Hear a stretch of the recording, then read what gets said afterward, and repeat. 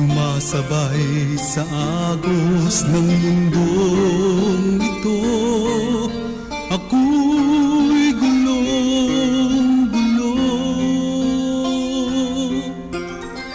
Tuburan sa panalangin, kini nga programa gimugna sa East Coast Gospel Mission, alas 6 hangtod alas 6:30 matag adlaw, aron ikaw matabangan nga maangkon ang tinuod nga kalipay, katagbawan ug kasiguruhan sa kinabuhi, ug nga kahatagan sa kasulbaran ang naghingapin nga mga kabalaka, problema, mga pangutana nga sa dugay ng panahon nakahasol pag-ayo kanimo.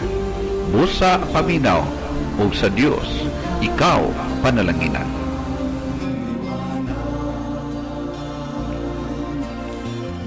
Ayong buntag na usab sa tanan, paing adlaw sa tanan nga nagaabli karon sa inyong mga radyo. Dalaygo ng Dios kay makasugod kita, makapadayon sa atong buluhaton karon nga buntag nining adlaw. Agig pagsugod sa ato nga adlaw, ato gyud nga gitagaan og pagtagad og igong panahon ang Ginoo diha sa ato mga kinabuhi. Busa niini kabuntagon karon magaampo kita sa ato nga pagsugod. Amahan, nagapasalamat kami sa higayon na usab nga magitugot ka namong tanan nga makabasa kami, makapamalandong sa balaan mong pulong.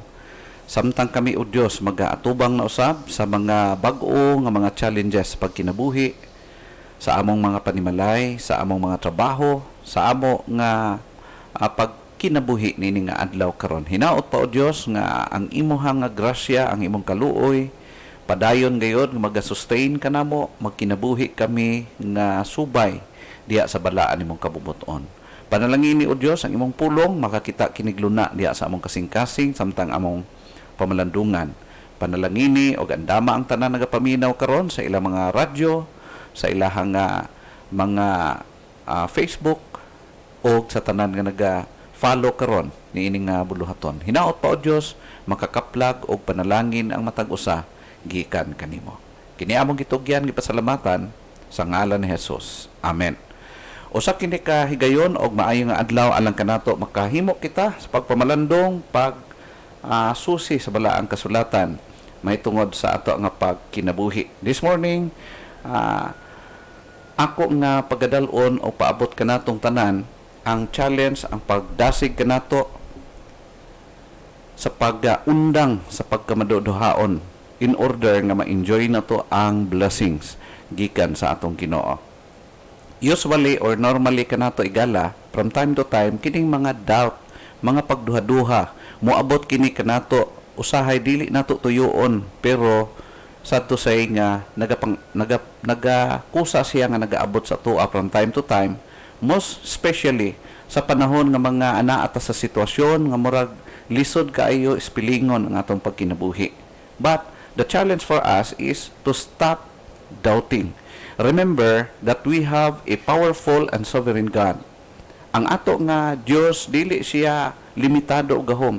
Kaya niya himuon ang makalipay diha kaniya. The only thing, dili garantiya nga sa iyang pagkagamahanan masabtan nato ang iyang mga pagpamuhat.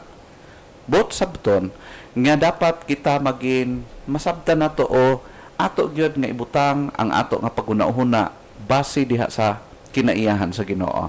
Hinumdumon nato nga ang Dios wala lang siya naglihok para sa ato ang kapakanan kundi naga-fulfill siya sa iyahang perfect or plano para sa kinatibuk-an. Therefore, ang tanan nga mga panghitabo sa itong kinabuhi mo contribute gyud sa plano sa Ginoo. O muhatag siya og fulfillment every now and then. Therefore, tungod kay nagsalig man ta nga atong Dios gamahanan, mahigugmaon siya, matinumanon siya, there's no need for us to doubt. Therefore, we need to stop doubting to enjoy the blessings gikan ngadto sa Ginoo. Now, atong mga kaplagan karon sa atong pagatun-an, nagahisgot kini sa Old Testament story, no? Tinuod nga eksperyensya sa mga Israelita. During this time, the Israelites were under attack by the Syrian armies during the time of Prophet Elisha.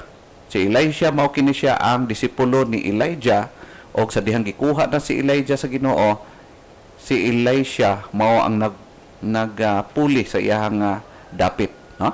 So ato mao kana siya ato makita, and they were trapped during this time. The Samarian people were trapped and encircled by the Syrian armies.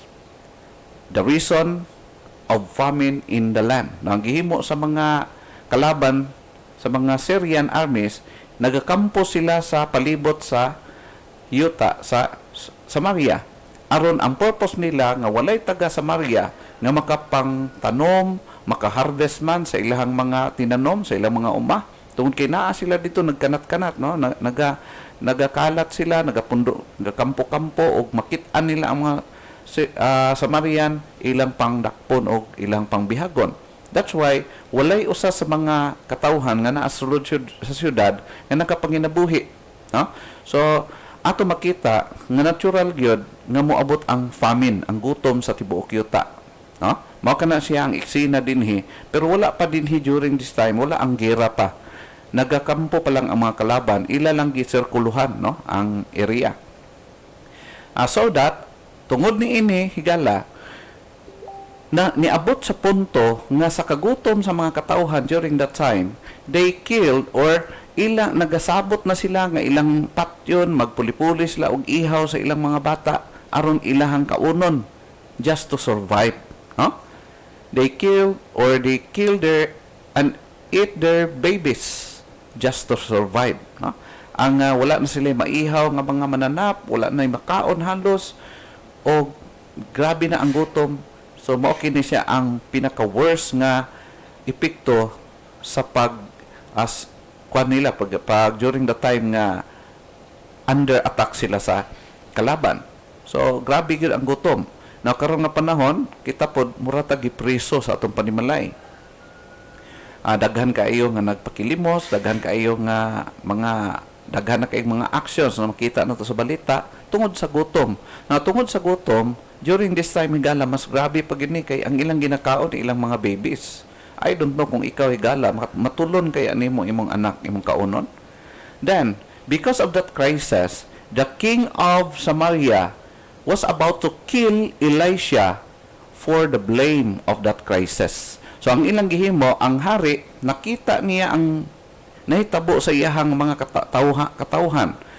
Tungod kay ang mga pamilya nagsabot-sabot naman lang, muihaw sila karon nga buntag, ako ang bata kaunon, atong ihawon, atong latan, atong himuong pagkaon. Pero ugma imuha na pong bata, pero naay crisis ni tabo kay naay mga ginikanon wala nagstuman sa ilahang promise. Now, nakita kini sa hari sa Samaria during this time og mao kini ang event nga si Elisha moigi buntungan niya sa iyang kalagot, no? Tan-aw na to. O to the point nga gusto niya nga nag-order ang hari nga patyon, kinahanglan patyon putlan og ulo si Elisha.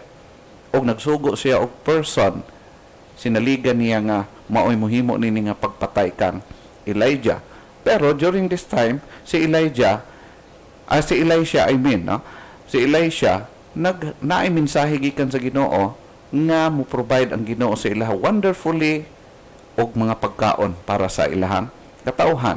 Now, mao ni atong basahon dinhi sa 2 King chapter 7 verse 1 and verse 1.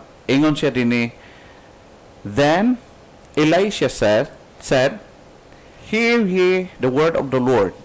Thus saith the Lord, tomorrow about this time shall a measure of fine flour be sold for a shekel, and 2 measures of barley for a shekel in the gate of Samaria.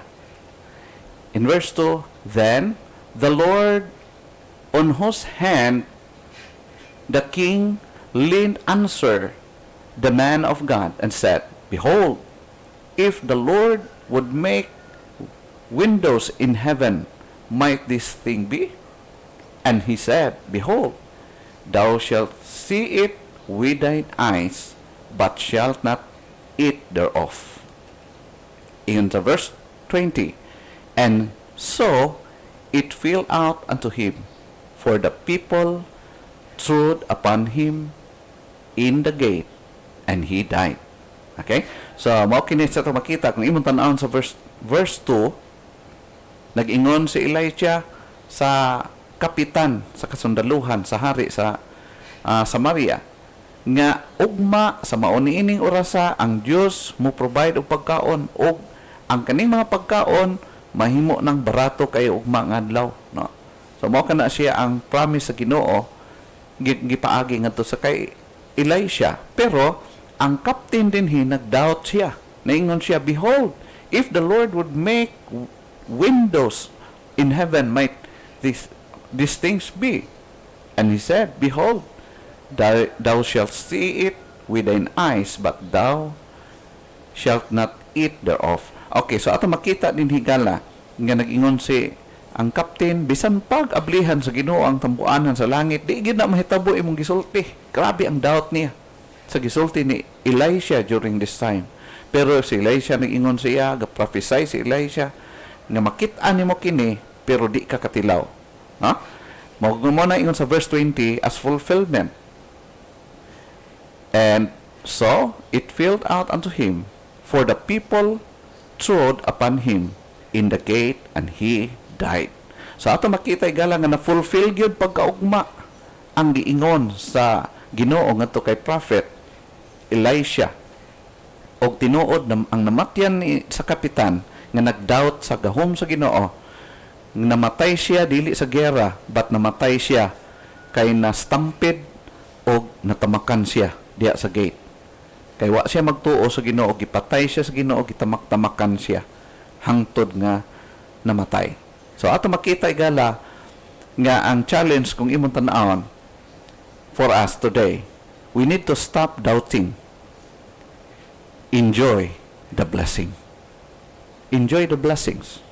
Sometimes ang makapugong ka nato nga mag-enjoy kita sa blessing sa Ginoo is our doubt. Mao kanay bantayanan nato. Why must stop doubting to enjoy blessings?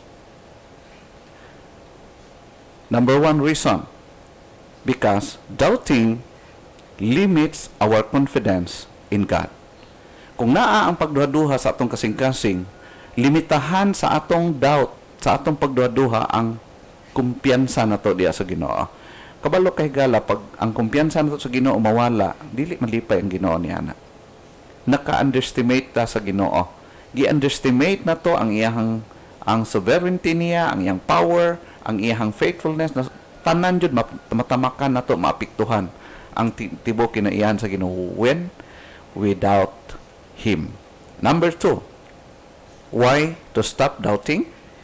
Because doubting omits our blessings from God. Instead of enjoying the blessings coming from God, there are times nga ang blessing ma-omit, dili ihatag dayon, dili nato ma-experience, dili nato ma-enjoy ang mga blessings sa Ginoo. It's because we are so doubtful. So sa atong pagkinabuhi dahigala, many times nga nagakawala ang ato ang naay mga panalangin nga kawala kanato resulta sa atong pagkamaduhaon. Number 3, why to stop doubting?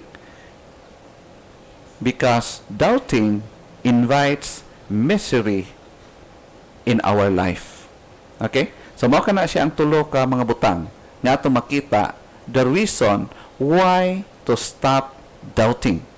Whatever things nga gidoutan nimo karon, unsa man na nga nagdoubt ka, unsa man na imong gikahadlukan, unsa man na imong gi naka-apekto sa imong pagsalig sa Ginoo, stop it.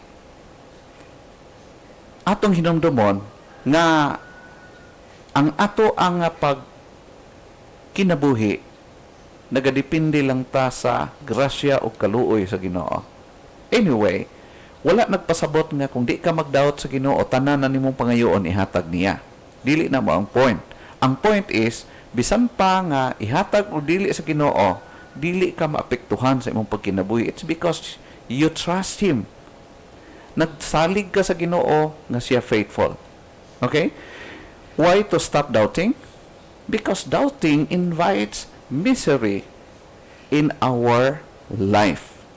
So, dili makatabang, dili healthy nga mag-doubt kita.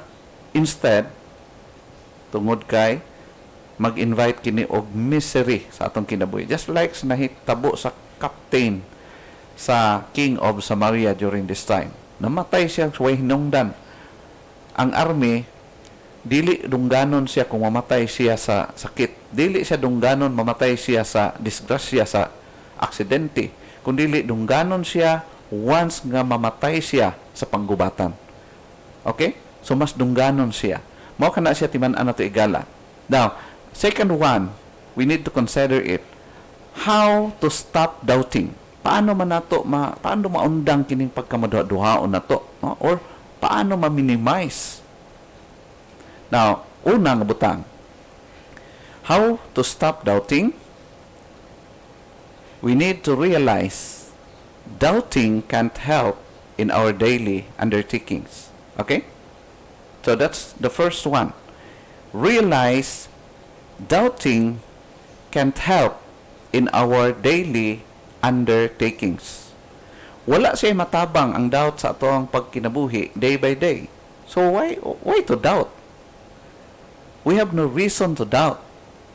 Kung ang pagduha-duha man lang, wala man lang siya mahatag nga kaayuhan sa atong adlaw-adlaw nga pagkinabuhi. No?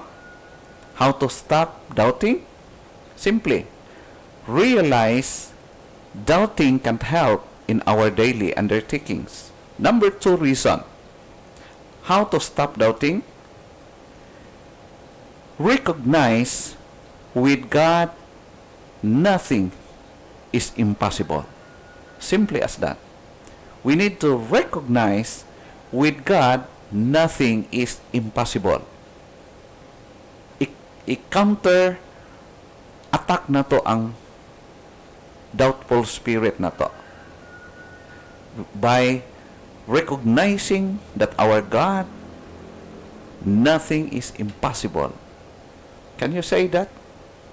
Ano sa ingon ni Jesus Christ? Is there anything impossible with God? But pasabot, unhealthy o irrelevant kung mag-doubt ang usa ka Kristohanon, usa ka tao sa kakayahan sa Ginoo. That's the point. Number 3 reason or way pamaagi nga makastop kita sa pagduha-duha.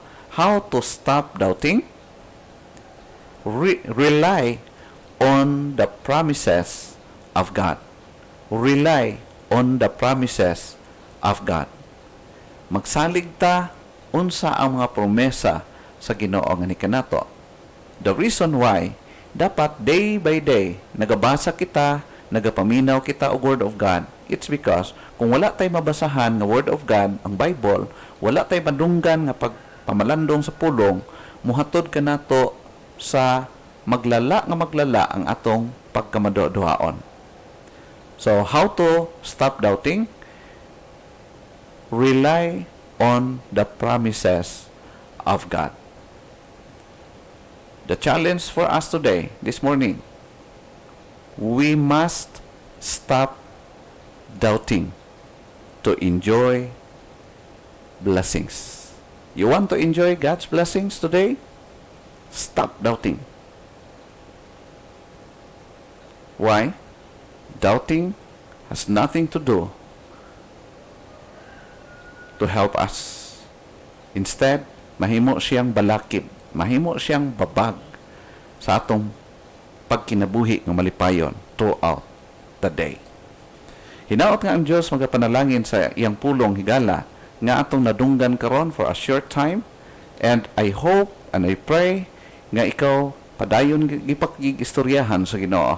Diya sa imong nahimutangan karon, ikaw nagapaminaw sa radyo, Facebook friends nga nagasubaybay sa ato nga pagpamalandong. Magaampo kita. Amahan, nagapasalamat kami once again sa imong balaang pulong nga imong gihatag, ipaabot ka namo karong kabuntagon. Panalangin o Dios ang among kinabuhi nga amo nga i-take and challenge to stop doubting, to enjoy blessings. Amahan, nagapray ko nga ikaw magapanalangin sa tanan nga nagapaminaw karon, especially, O God, ang tanan nga nagahigugma kanimo Dugangi o Diyos ang pagsalig. Dugangi o Diyos ang amo ang pagka matinuohon kanimo. Ug tabangi kami nga ma-diminish day by day, little by little, ang amo ang doubtful spirit within us. Thank you so much, Lord, for your blessings, for your words, and thank you also for all people who gave,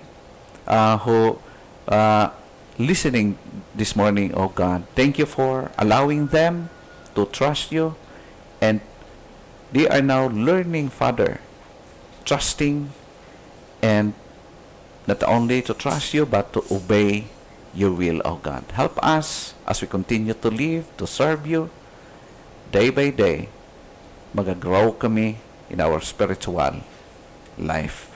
This we pray, in Jesus' name. Amen.